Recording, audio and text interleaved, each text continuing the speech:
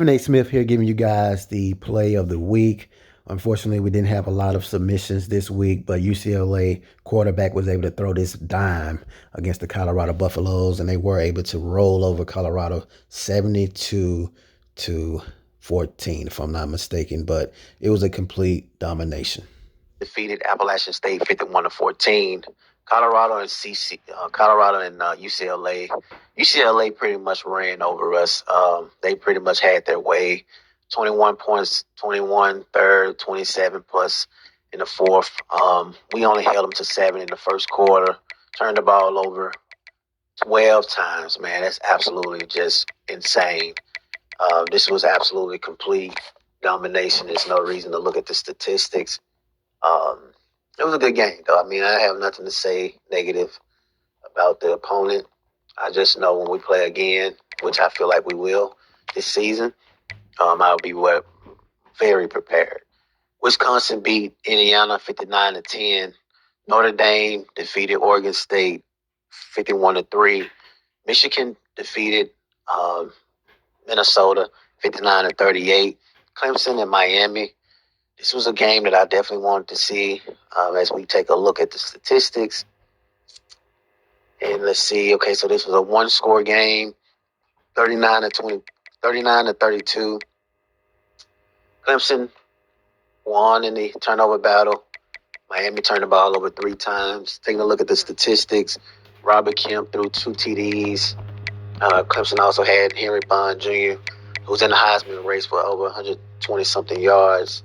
And he also had some guys in the receiving, one guy with 7 catches or more. And you take a look at Miami, they had their way except the turnovers. 3 interceptions is hard to bounce back from when you are competing against great opponents. I can't believe we turned the ball over 12 times. Wow. Taking a look at Georgia Tech and Wake Forest, 52-0 for Georgia Tech. Louisville lost to Florida State 28-21. Michigan and Penn State. This EA a little slow today, so you guys just have to bear with this shit.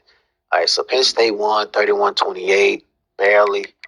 3-point game, turnover battle, 2-3. Michigan, although they won in the turnover battle, they just could not stop Penn State on offense. Well, they actually created 3 turnovers, but maybe they just couldn't get anything going offensively. Wide receivers had 4 catches or less. Nobody had over 100 yards. And that's the thing about Michigan, I feel like, is the big question is when the running game is not going, can they get anything going in the pass game? Because if they can't in this league, it's going to be hard. Oklahoma defeated Kansas 52-14. Georgia defeated South Carolina 45-21. UCF lost to Texas Tech 34-21. Tulane defeated Pittsburgh 38-19. Taking a look at the user versus user in the Texas Tech and UCF. We see Texas Tech won 34-21. Taking a look at the turnover battle, 3-1. That tells you, and again, I'm prime example. When you turn the ball over 12 times, you're going to get dominated. And that's what happened to us in this matchup. Unfortunately, it just a lot of great offense from Texas Tech. UCF just couldn't get anything. Well, they did get some things going receiving.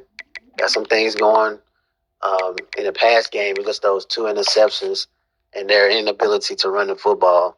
Similar to me as well. When I get pass happy, I think I tend to cause more turnovers. I tend to overthink things, and I got to get back to running the ball. I don't know why when I play teams like UCLA, I get to forget. I forget how I actually got to where I was winning. Yeah, Tulane wins. We did that one. Oklahoma State defeated Utah 28-13.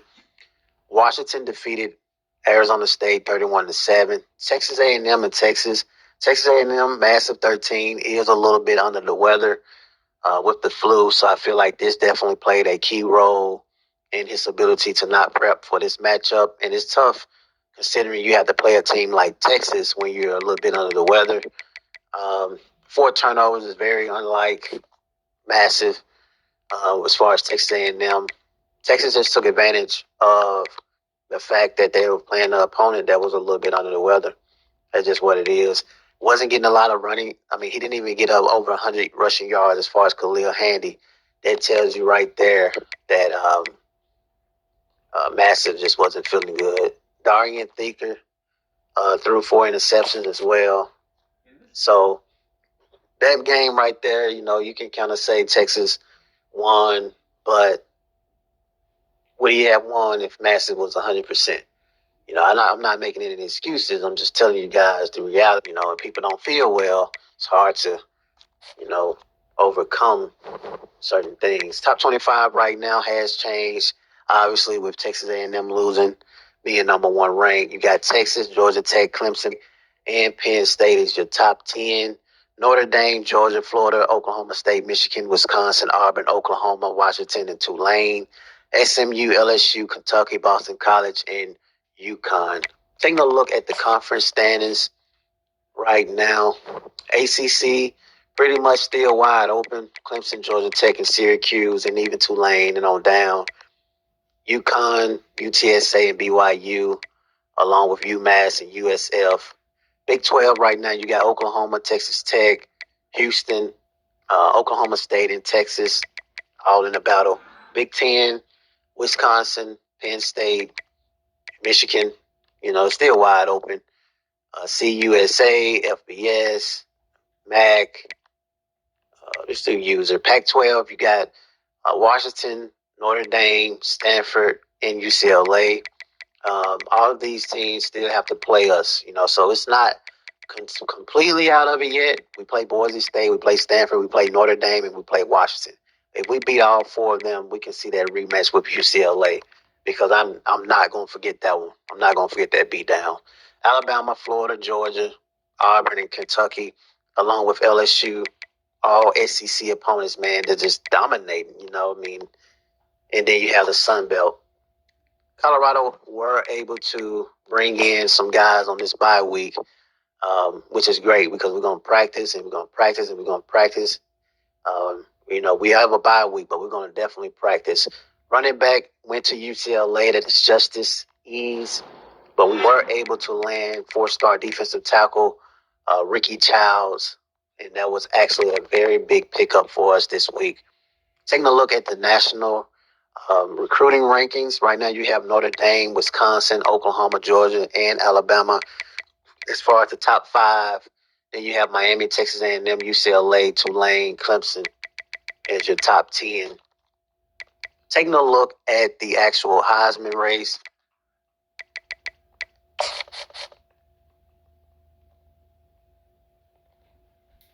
and then we'll get up out of here once we go over the scores.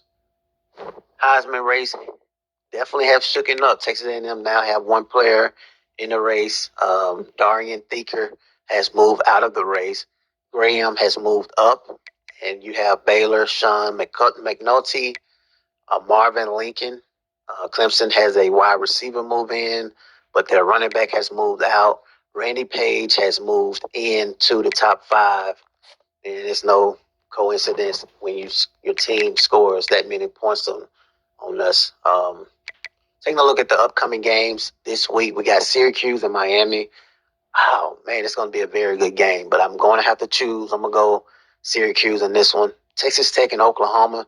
I'm going to go Texas Tech. Texas Tech has been winning very tight games against some very good opponents. LSU and Georgia. I'm going to go Georgia. I do feel like the SEC is just a different level. But you still have LSU that's in that thing as well, man. So it's going to be a great game, but I'm going to have to go Georgia. Virginia Tech, and then they're going to be at home. Virginia Tech and Georgia Tech. I think Georgia Tech is going to continually win. They're on a win streak. They're ranked number 2 right now, and that will be the Week 8 recap. We're finna get ready to go out here, unfortunately, because we can't allow 70-some points to be scored on us. So we're finna go into the free practice mode.